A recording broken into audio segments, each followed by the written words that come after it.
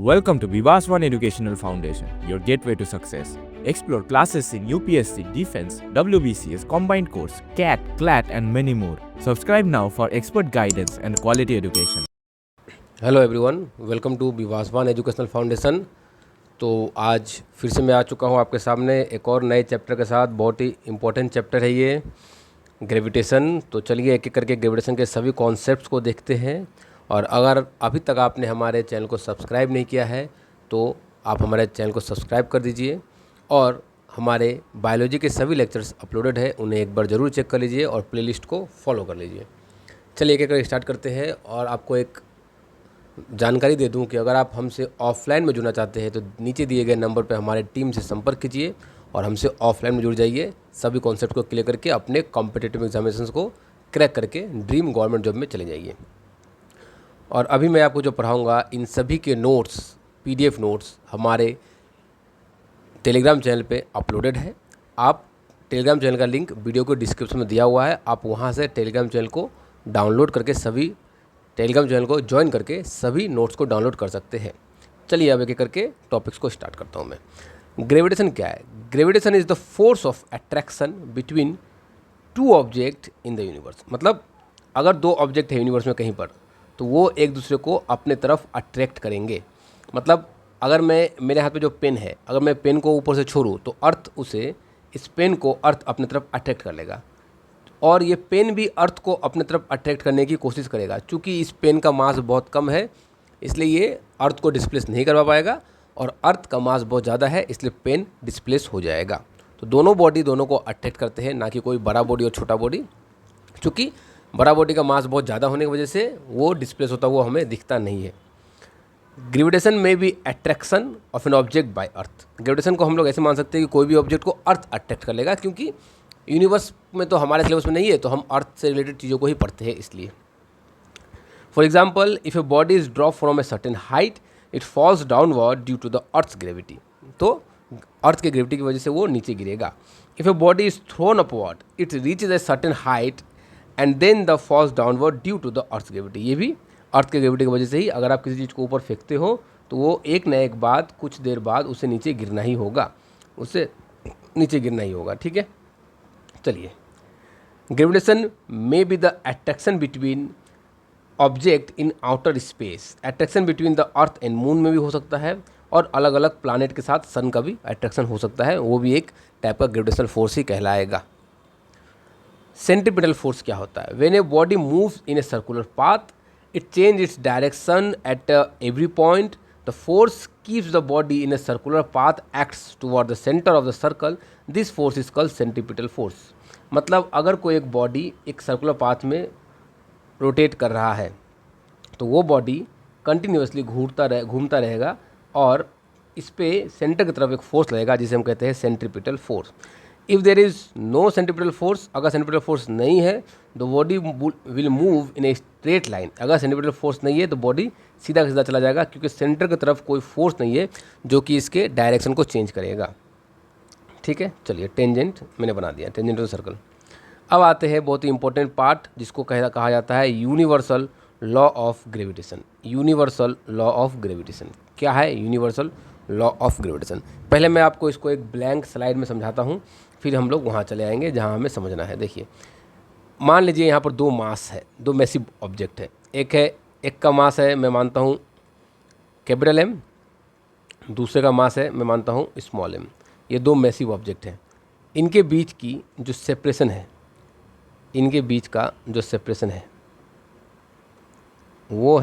वो मान लीजिए वो है R। वो सेपरेशन क्या है? R है।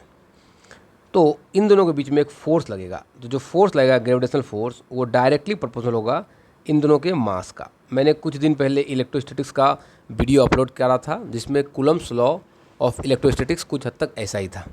उसमें चार्ज थे, यहाँ पर मास है, और जो फोर्स है वो इन्वर्सली प्रोपोर्शनल होगा इनके सेपरेशन के स्क्वायर का। ठीक है, अब मैं अगर दोनों को कंबाइन कर दूं तो क्या हो जाएगा? Capital M small m by R square. ये हो गया हमारा फोर्स। अब मैं कांस्टेंट को हटाऊंगा और यहाँ प्रोपोर्शनल को हटाऊंगा और यहाँ एक कांस्टेंट लगाऊंगा, जो कि है यूनिवर्सल ग्रेविटेशनल कांस्टेंट, जिसको हम कहते हैं G. Capital G small capital M small M by R square, ये हो गया फॉर्मूला हमारा ग्रेविटेशनल फोर्स का, जहाँ पर जी जो है इसे हम कहते हैं यूनिवर्सल, इसे हम क्या कहते हैं, इसे हम कहते हैं यूनिवर्सल ग्रेविटेशनल कांस्टेंट, जी को बोला जाता है। और जी का जो वैल्यू होता है वो होता है 6.67 इंटू 10⁻⁻11। अब इसका यूनिट क्या होगा, तो देखिए यूनिट निकालने का तरीका मैंने आपको ऑलरेडी सिखा रखा है। जिसका यूनिट निकालना है उसको हम क्या बनाते हैं, सब्जेक्ट। तो एफ और आर को मल्टीप्लाई कर दूंगा, F R square by 2m है तो मैं बोल सकता हूँ एम एम। अब फोर्स का यूनिट होता है न्यूटन, आर का होता है मीटर स्क्वायर और मास का होता है केजी स्क्वायर। तो क्या हो जाएगा 6.67 इंटू 10⁻⁻11 न्यूटन मीटर स्क्वायर पर केजी स्क्वायर। ये क्या हो गया, यूनिवर्सल ग्रेविटेशनल कांस्टेंट का फॉर्मूला और उसका वैल्यू, जो कि आपके काम में आएगा हमेशा। तो यहाँ पर मैंने आपको चीज़ों को समझा दिया कि इसके बीच के रेडियस के जो सेपरेशन है उस पर डिपेंड करता है। तो चलिए इन्हीं बातों को अब मैं ऊपर आपको समझा देता हूँ सिंपल लैंग्वेज में, आपको ईजिली वो समझ में आ जाएगा। क्या लिखा हुआ है यहाँ पर, ये देखिए, the universal law of gravitation state that every object in the universe attracts every other object with a force which is directly proportional to the product of their masses. जिस फोर्स से वो अट्रैक्ट करेंगे वो directly proportional होगा product of masses का, जो कि मैंने आपको यहाँ पर ऑलरेडी करवाया है, नीचे में आपको डेरिवेशन मैंने ब्लैंक स्लाइड में करवा के दिखाया। And the inversely proportional to the square of distance between them, और उनके बीच के डिस्टेंस का इनवर्सली प्रोपोर्शनल होता है, जो कि यहाँ पर लिखा हुआ है, आप देख सकते हैं। Let two object A and B of mass capital M and small m. एक ऑब्जेक्ट ए लिया गया, एक ऑब्जेक्ट बी लिया गया, एक का मास है कैपिटल एम, एक का मास क्या है कैपिटल एम, दूसरे का मास क्या है स्मॉल एम। ये मैंने आपको ऑलरेडी करवा रखा है। तो according to the universal law of gravitation, जो फोर्स होगा उसके बीच का वो मास के प्रोडक्ट के डायरेक्टली प्रोपोर्शनल होगा और इन्वर्सली प्रोपोर्शनल होगा उनके बीच के डिस्टेंस के स्क्वायर का। मैंने भी स्क्वायर लिया था क्योंकि मुझसे गलती हो सकती है, मतलब फ्लो में, हाँ स्क्वायर लिया था मैंने भी। तो ये हो गया फॉर्मूला। अब मैं इनको दोनों को कंबाइन करूँ, देखने को जैसा होगा। यहाँ पर मैं कंबाइन करने के बाद इस प्रोपोर्शनल को हटाऊंगा, यहाँ पर कैपिटल जी लगाऊंगा। कैपिटल जी क्या है, यूनिवर्सल ग्रेविटेशनल कांस्टेंट, और constant of proportionality call universal gravitational constant. और इस कैपिटल जी को अगर मैं सब्जेक्ट बनाऊँ तो क्या हो जाएगा, force d square by m capital M small m r square. इसका वैल्यू क्या होता है, इसका यूनिट पहले आपको याद रखना है, जो कि मैंने आपको करवा रखा है, न्यूटन मीटर स्क्वायर पर केजी स्क्वायर। और इसकी वैल्यू होती है 6.67 इंटू 10⁻⁻11 न्यूटन मीटर स्क्वायर पर केजी स्क्वायर, इसकी वैल्यू होती है। अब हम लोग समझते हैं फ्री फॉल। फ्री फॉल क्या होता है, चलिए फ्री फॉल को समझा देता हूँ मैं आपको, तो आपको चीज़ें और भी ज़्यादा क्लियर हो जाएंगी। देखिए क्या बोला गया है, the earth attracts every object toward its due to the gravitational force. Earth हर एक ऑब्जेक्ट को अपने तरफ पुल करेगा ग्रेविटेशनल फोर्स की वजह से। When an object falls toward the earth due to earth gravitational force, इसको हम कहते हैं फ्री फॉल, ठीक है। When an object falls toward the earth there is a change in the acceleration due to gravitational force on the earth, so the acceleration is called acceleration due to gravity. मैं इसको आपको ध्यान से समझाता हूँ, यहाँ समझिए आप। एक्सेलरेशन ड्यू टू ग्रेविटी क्या होती है, मैं यहाँ पर आपको अच्छे से समझाता हूँ, इसको समझने की कोशिश कीजिए। एक्सेलरेशन ड्यू टू ग्रेविटी क्या होती है, एक्सीलरेशन ड्यू टू ग्रेविटी। देखिए मान लीजिए ये अर्थ के ऊपर एक छोटा सा ऑब्जेक्ट को हमने ड्रॉप किया, तो धीरे धीरे जा कर के क्या होगा, इस ऑब्जेक्ट की स्पीड बढ़ती जाएगी और लास्ट पॉइंट पे आकर के इसकी स्पीड मैक्सिमम हो जाएगी। तो जैसे जैसे हम नीचे आ रहे हैं, स्पीड जो है, वेलोसिटी जो है, इज़ इंक्रीजिंग, ये बढ़ती जा रही है। और वेलोसिटी इंक्रीज करने के लिए रेस्पॉन्सिबल होता है कौन, एक्सेलरेशन। अब ये एक्सेलरेशन कौन दे रहा है, तो एक्सेलरेशन ग्रेविटेशन दे रहा है, ग्रेविटी दे रहा है, तो इसलिए इसको कहेंगे एक्सेलरेशन ड्यू टू ग्रेविटी। अब देखिए तो फोर्स क्या होता है, हम जानते हैं force laws of motion chapter से, मास इनटू एक्सेलरेशन, ठीक है। अब यहाँ पर एक्सेलरेशन कौन दे रहा है, तो ग्रेविटेशन। तो ग्रेविटेशन के लिए हम लोग ए यूज़ नहीं करेंगे, इसको हम लोग जी यूज़ करेंगे, स्मॉल जी। स्मॉल जी को अगर मैं सब्जेक्ट बनाऊँ तो क्या हो जाएगा, फोर्स बाई मास। मास मतलब इस ऑब्जेक्ट का मास। अब मैं फोर्स का जो फॉर्मूला था हमारा क्या था, capital G capital M small M by r square, और स्मॉल एम इस ऑब्जेक्ट का मास है, ठीक है। अब मैं अगर इस फोर्स वाले फॉर्मूले को यहाँ पुट कर दूँ तो क्या हो जाएगा, capital G capital M small M by r square into small m. अब ये स्मॉल एम से स्मॉल एम को मैं काट दूंगा, कैंसिल कर दूंगा, और रह क्या जाएगा, तो हमारा रह जाएगा small g is equal to capital G capital M by r square. अब अगर आप यहाँ पर कैपिटल जी का वैल्यू जो कि है 6.67 इंटू 10⁻⁻11, आप इसको यहाँ पुट करो। अर्थ का मास जो कि है लगभग 6 इंटू 10⁻24, और रेडियस है 6400 किलोमीटर कुछ समथिंग। तो अगर आप इसको कैलकुलेट करो तो जी की जो वैल्यू है वो हो जाएगी 9.8, और एक्सेलरेशन का यूनिट होता है मीटर पर सेकेंड स्क्वायर। तो ये है एक्सेलरेशन ड्यू टू ग्रेविटी, जिसको आप 9.8 काफ़ी दिनों से पढ़ते आ रहे हो। उसको मैंने यहाँ पर आपको समझाया कि क्या होता है एक्सेलरेशन ड्यू टू ग्रेविटी। आपको इतना मैथमेटिकल चीज़ें याद रखने की ज़रूरत नहीं है, आप बस इन दो फॉर्मूले को याद रखिए कि जी की वैल्यू होती है 9.8, और कहीं कहीं हम लोग जी का वैल्यू लगभग 10 मीटर पर सेकेंड स्क्वायर भी यूज़ कर लेते हैं। चलिए अब चीज़ों को आगे ऊपर में मैं समझाता हूँ। तो ये एक्सेलरेशन ड्यू टू ग्रेविटी जो कि मैंने आपको समझा रखा है। Acceleration due to gravity is denoted by small g, मैंने बता दिया। Unit of small g is the same as the unit of acceleration, क्योंकि ये एक्सेलरेशन ही है इसलिए यूनिट सेम ही होगा। The second law of motion के हिसाब से the force is the product of mass and the acceleration. Force क्या होता है, product of mass and acceleration. देखिए मैंने इन सभी स्टेप्स को आपको ब्लैंक स्लाइड में करवा रखा है, आप बस रिलेट करते चलिए। For free fall the product of mass and acceleration due to gravity is, जो फोर्स है वो क्या हो जाता है, मैं यहाँ पर एम जी फोर्स को, मतलब मैं फोर्स को रिप्लेस करके लिख दिया इन लोगों ने, capital G capital M small M by D square. यहाँ से स्मॉल एम से स्मॉल एम को कैंसिल कर दिया, तो जी क्या बन गया, capital G capital M by D square, where M is the mass of the earth. Where M is the mass of the earth लिखना यहाँ भूल गया उन लोगों ने, ठीक है। चलिए, और मास ऑफ द अर्थ है d, separation between the object और अर्थ का रेडियस है, from the object near the radius is equal to the radius of r, ठीक है। ये सब हमारा क्लियर हो चुका है। अब मास क्या होता है और वेट क्या होता है। लोगों को मास और वेट, मात्रा और भार एक ही लगता होगा, मगर इन दोनों में एक डिफरेंस होती है जो कि मैं आपको यहाँ पर आज समझाने जा रहा हूँ। The mass of the body is the measure of its inertia. Mass क्या है, उस बॉडी का इनर्सिया है। If the mass of a body is more the inertia is more. अगर किसी बॉडी का मास ज़्यादा है तो इनर्सिया ज़्यादा होगा।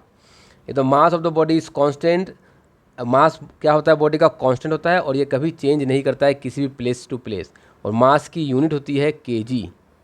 मगर बॉडी वेट क्या होता है, weight of the body is the force by which earth attract the body. Weight क्या होता है, मान लीजिए आपका वजन, आपका मास है 50 kg, तो आपको अर्थ पुल करेगा 50 इंटू 9.8, जो कि लगभग 48 न्यूटन। तो आपका वेट है, सॉरी 480 न्यूटन। आपका वेट कितना है, 480 न्यूटन है। ध्यान से समझिए, मास आपका 50 kg है और आपका वेट कितना है, 480 न्यूटन। आप अगर मून पे जाओ तो आपका मास इतना ही रहेगा जितना है, मास कभी चेंज नहीं होगा। मगर मून पे ग्रेविटेशनल एक्सेलरेशन का वैल्यू कम होता है तो आपकी वेट वहाँ पर बदल जाएगी और कुछ और हो जाएगा। The force with which a body is attracted by earth depend on its mass and the acceleration due to gravity. ये मास पे और एक्सेलरेशन ड्यू टू ग्रेविटी पे डिपेंड करता है। ये रहा एम जी। द वेट जो है वो क्या होता है, mass into gravitational acceleration, since g is the constant, ठीक है। The weight of the body change from place to place, ये चेंज हो सकता है, और मास का यूनिट था केजी और वेट का यूनिट होता है न्यूटन। तो इन बातों को मैंने आपको समझा दिया कि मास और वेट डिफरेंस, अलग अलग चीज़ें होती हैं। Weight of an object in moon, मतलब अगर कोई ऑब्जेक्ट का मास अर्थ पे है जो भी वैल्यू है तो मून पे क्या होगा वो देखते हैं। The the weight of an object on the moon is the force with which the earth attracts the object and the weight of an object on the moon is the force with which moon attracts an object. किसी भी object का मास अर्थ पे कितना है ये उस बात पे डिपेंड करता है कि किस फोर्स से अर्थ उससे पुल कर रही है, और किसी भी ऑब्जेक्ट का मास मून पे कितना है ये उस बात पे डिपेंड करता है कि किस फोर्स से मून उसे पुल करता है।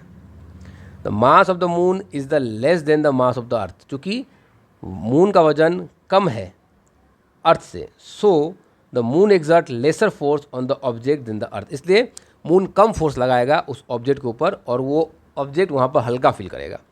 The weight of an object on the moon is 1/6 of the weight of an object on earth. अगर किसी ऑब्जेक्ट का वजन 60 kg है अर्थ पे, या ऐसे बोलता हूँ मैं 100 न्यूटन, ऐसे करता हूँ, चलिए 60 kg मास है मून पे, 60 kg अर्थ पे मास, तो 60 kg ही होगा मून पे, तो 60 kg तो लगभग 600 न्यूटन हो गया अर्थ पे, तो वो 1/6 टाइम दैट इज़ 100 न्यूटन हो जाएगा मून पे। मतलब अगर कोई इंसान 60 kg का है तो उसका वेट अर्थ पे 600 न्यूटन होगा, और मून पे उसका मास सेम 60 kg होगा, मगर वेट जो है वो 100 न्यूटन हो जाएगा, जो कि चेंज हो जाएगा। यहाँ पर आपको देखिए, यहाँ पर मैंने एग्जांपल दिया, यहाँ पर इन लोगों ने भी एग्जांपल दिया है कि कोई एक बॉडी है अर्थ के ऊपर, उसका मास है 5.98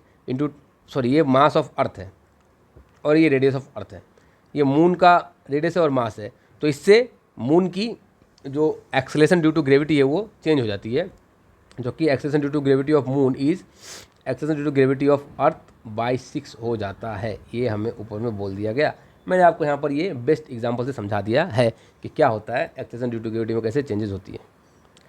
चलिए, तो अभी और भी कॉन्सेप्ट्स बाकी है जो कि मैं आपके लिए लेके आ रहा हूँ, तो चलिए उसे भी हम लोग देख लेते हैं।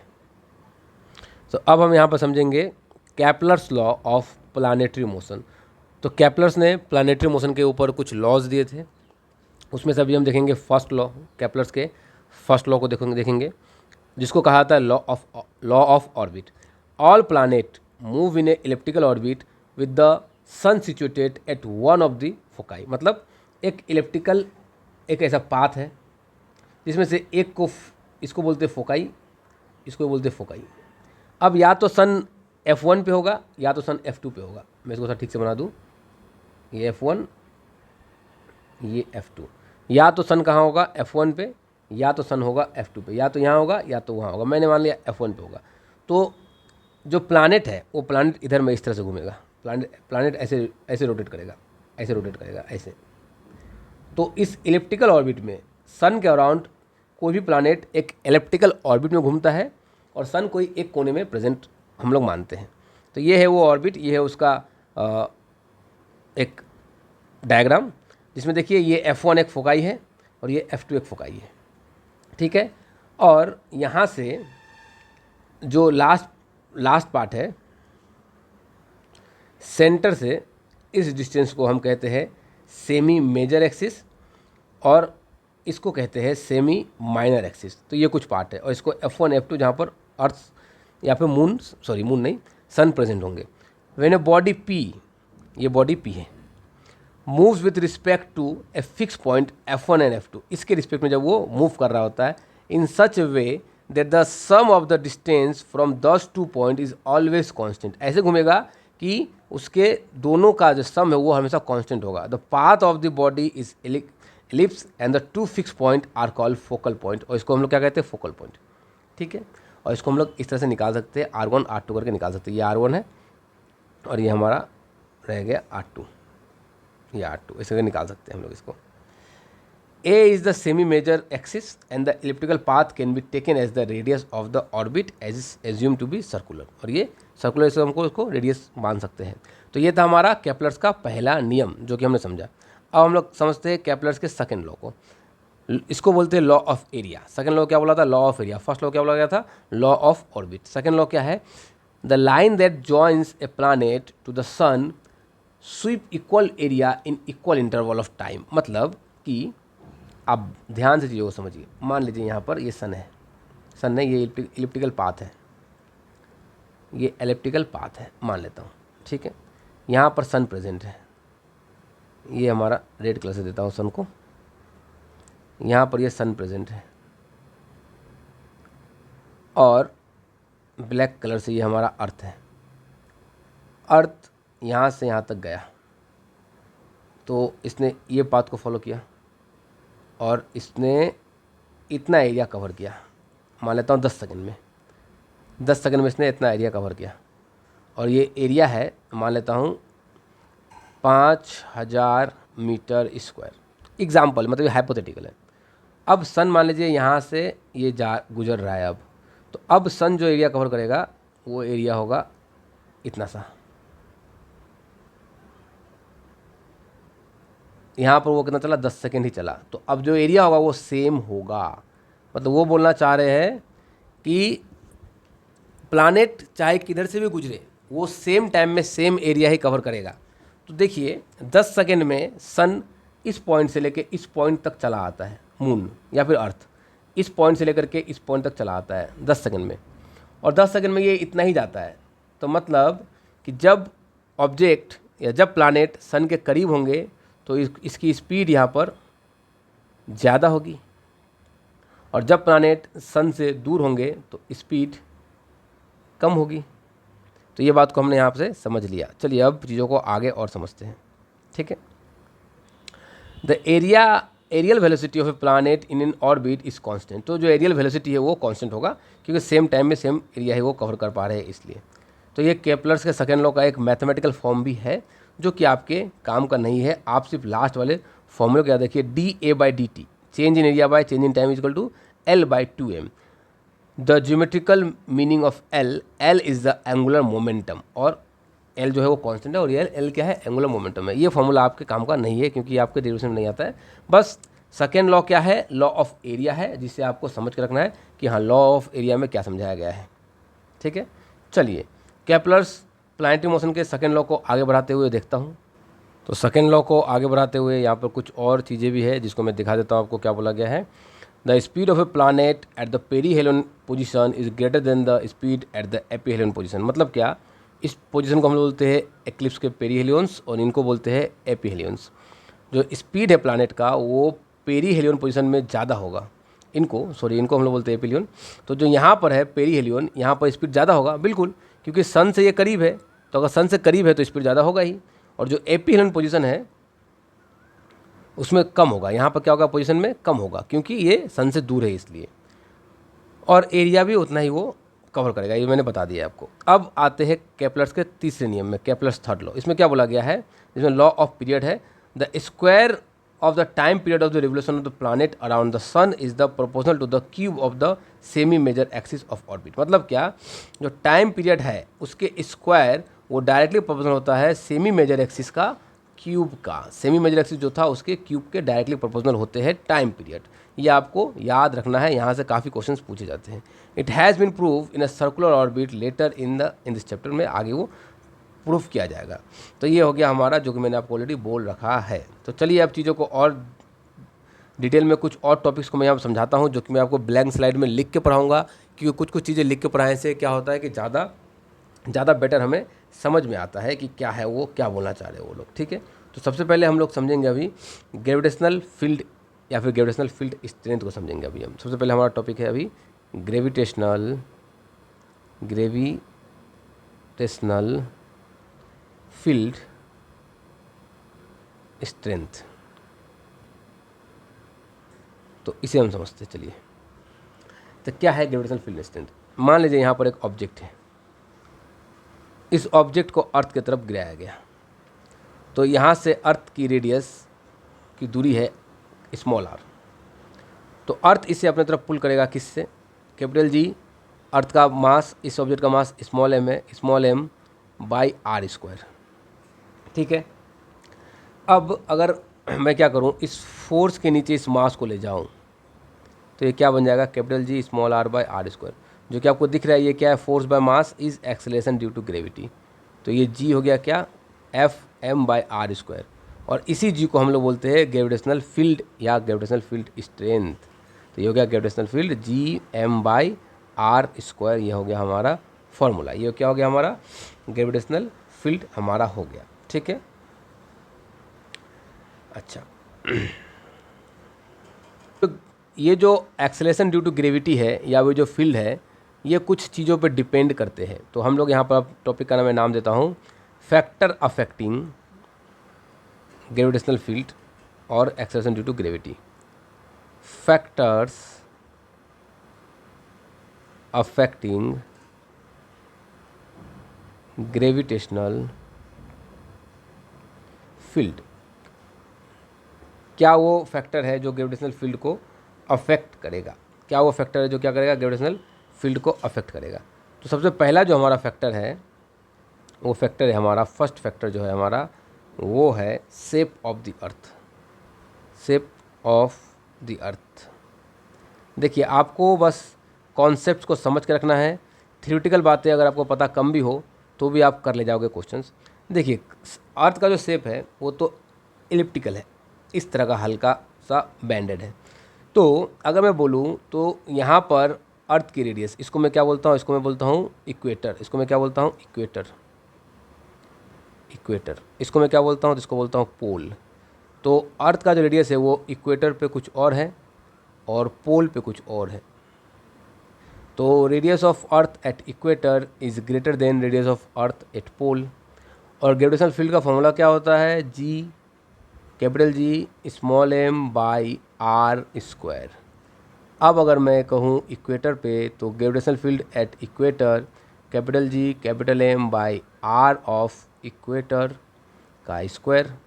तो आर ऑफ इक्वेटर ज़्यादा है, R of equator is more, so gravitational field at equator is less. अब मैं इसको ही लिख देता हूँ पोल के लिए, तो g at pole is equal to capital G capital M by radius at pole का स्क्वायर। अब मैं बोल सकता हूँ कि रेडियस एट पोल जो है वो कम है तो ग्रेविटेशनल फील्ड एट पोल ज़्यादा होगा।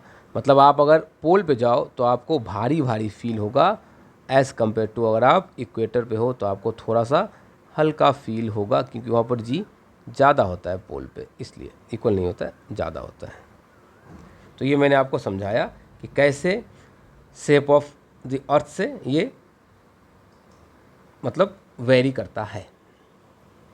और दूसरा एक फैक्टर है जिसको हम कहते हैं रोटेशन ऑफ अर्थ, जिसमें से कुछ मैथमेटिकल वैल्यू तो खास आते नहीं है, मगर रोटेशन ऑफ अर्थ की वजह से एक सेंट्रीपिटल फोर्स लगता है जिसकी वजह से एक्सेलरेशन ड्यू टू ग्रेविटी बदल जाती है, रोटेशन ऑफ द अर्थ। तो ये कुछ कारण है जो ग्रेविटेशनल एक्सेलरेशन को अफेक्ट करता है।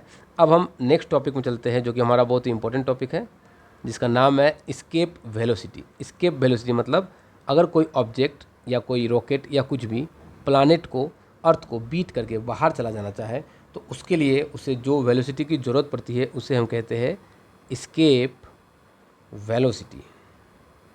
एस्केप वेलोसिटी, मैं इसका आपको एक छोटा सा डेफिनेशन भी बता देता हूँ ताकि आपको चीज़ें क्लियर हो और आसान लगे। ठीक है, देखिए ये क्या है, it is the minimum, it is the minimum velocity, it is the minimum velocity with which an object should be ejected from the planet। ये वो मिनिमम वेलोसिटी है जहाँ से एक ऑब्जेक्ट प्लैनेट से इजेक्ट कर जाए so that it does not return back, it does not return back। तो वो वेलोसिटी जिससे कोई ऑब्जेक्ट प्लैनेट से बाहर निकल जाए और उसकी मतलब वो दोबारा फिर घूम के ना आ पाए, उसको हम क्या कहते हैं, एस्केप वेलोसिटी कहते हैं। चलिए, तो एस्केप वेलोसिटी का भी एक डेरिवेशन है, जो कि डेरिवेशन आपको नहीं चाहिए, आपको सिर्फ फॉर्मूला चाहिए। एस्केप वेलोसिटी का फॉर्मूला होता है वी ई, मतलब v escape velocity is root over 2 small g r. तो इसको एक और तरीके से लिख सकते हैं जो कि ज़्यादा इफेक्टिव है, √2 capital G M by r, और उसी को हम लोग रिप्लेस करके ऐसा भी लिख सकते हैं। तो आप इसी फॉर्मूले को याद रखिए, जहाँ पर आप देख पाओगे कि जो वी ई है, अगर मैं बोलूँ वी ई, तो ये क्या है, तो ये है एस्केप वेलोसिटी। एस्केप वेलोसिटी है। जो कैपिटल जी है वो क्या है, तो वो है universal gravitational constant. Capital M जो है वो मास ऑफ अर्थ है, और आर जो है वो है रेडियस। अब इसी से रिलेटेड मैं आपको एक कॉन्सेप्ट समझाता हूँ जो कि है ब्लैक होल। ब्लैक होल क्या होता है, देखिए, ब्लैक होल मतलब कि ये एक प्लैनेट है जिसके सरफेस से कोई भी ऑब्जेक्ट बाहर इजेक्ट नहीं कर पाएगा, उसको क्या कहते हैं, ब्लैक होल। मतलब उसके अगर आजू बाजू में कोई ऑब्जेक्ट आ भी जाता है तो वो उसको पुल कर लेगा और बाहर इजेक्ट होने नहीं देगा। उसको क्या कहते हैं हम लोग, उसे हम कहते हैं ब्लैक होल कहते हैं उसे हम लोग, है ना। उसे हम क्या कहते हैं, तो उसे हम ब्लैक होल कहते हैं। एक सेकेंड दीजिए मुझे। तो उसे हम क्या कहते हैं, उसे हम ब्लैक होल कहते हैं। तो ये है ब्लैक होल हमारा।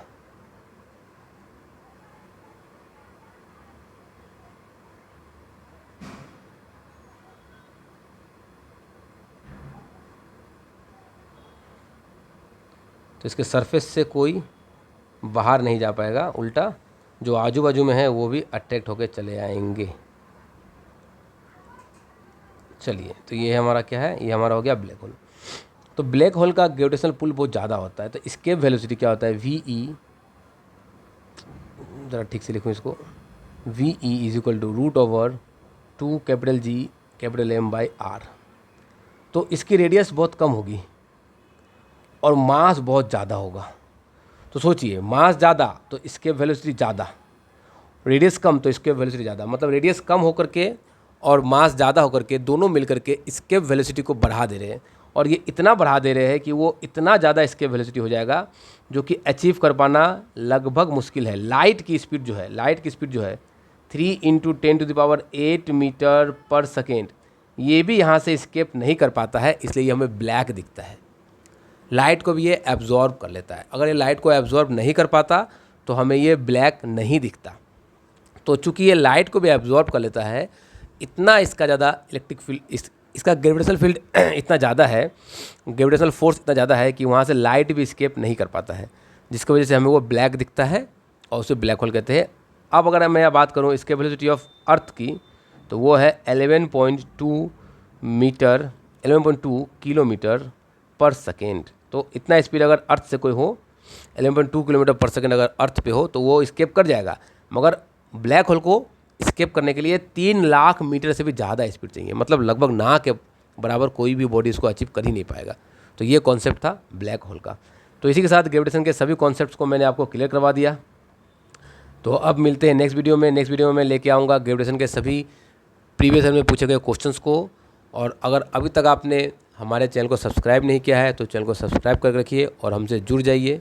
और मिलते हैं नेक्स्ट वीडियो में। आप सभी का बहुत बहुत धन्यवाद। अगर आपने अभी तक हमारे टेलीग्राम चैनल को ज्वाइन नहीं किया है तो डिस्क्रिप्शन दिए गए लिंक से टेलीग्राम चैनल को ज्वाइन कर लीजिए, ताकि आपको सभी PDF नोट्स ईजिली मिल जाए। आप सभी का बहुत बहुत धन्यवाद। Thank you for learning with Vivas One Educational Foundation. For contents like this, follow us on Facebook and Instagram today.